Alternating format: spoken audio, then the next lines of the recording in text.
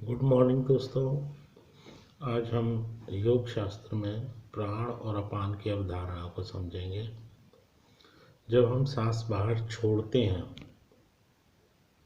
तो इस प्रक्रिया को प्राण की अवधारणा कहा गया है। इसको प्राण बोला जाता है, सांस को बाहर छोड़ना। और सांस को बाहर छोड़ने के बाद हम सांस को अंदर लेते हैं। इसका नाम दिया गया है अपान। और ये स्वतः ही होती रहती है, इसके लिए हमें कोई क्रिया नहीं करनी पड़ती। सांस छोड़ना और ग्रहण करना ये अपने आप होता रहता है। तो हमारे नासिका से 12 अंगुल तक एक क्षेत्र होता है। वह क्षेत्र जो है वहाँ तक हमारी सांस जाती है। उस क्षेत्र से वापस सांस का अंदर आना होता है, जिसको अपान कहते हैं। और वो हृदय कमल में बैठी सुषुम्ना नाड़ी पर अटैक करती है और फिर हमारे प्राण बाहर निकलते हैं। प्राण माने सांस बाहर छोड़ना, उसी को प्राण की संज्ञा दी गई है। तो ये क्रिया स्वतः ही होती है। प्राण का बाहर जाना, अपान का अंदर आना। अपान और प्राण का मतलब आप समझ गए। बाहर सांस छोड़ना मतलब प्राण, और सांस अंदर लेना मतलब अपान।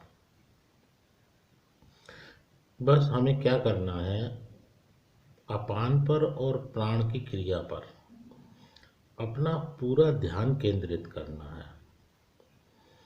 और जब हम सांस लेते हैं और इसे थोड़ी देर तक रोके रखते हैं तो अपान की क्रिया हुई। और जब हम रुके तो सुषुम्ना नाड़ी पर उस वायु का प्रभाव पड़ा। और जब तक वह रुकी रहेगी वायु, तब तक वह सुषुम्ना नाड़ी को जागृत करती रहेगी। और जैसे ही हम उसको बाहर प्राण के रूप में निकालेंगे, यानी कि सांस को बाहर निकालना,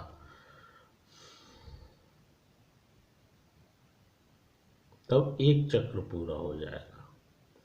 पुनः जब हम सांस लेंगे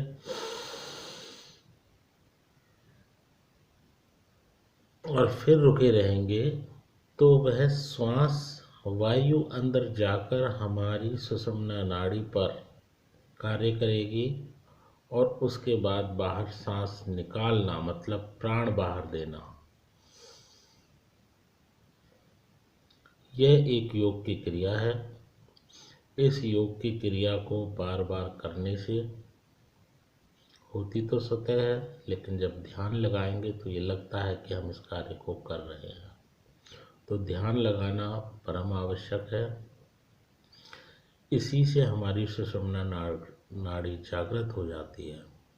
और सुषुम्ना नाड़ी जागृत होने के बाद जो हमारे अंदर बदलाव होता है वो वंडरफुल होता है, आश्चर्यजनक होता है और आपकी शक्तियों को कई गुना बढ़ा देता है। तो दोस्तों, इस क्रिया को करते रहिए और इसका प्रभाव अपने जीवन पर देखिए।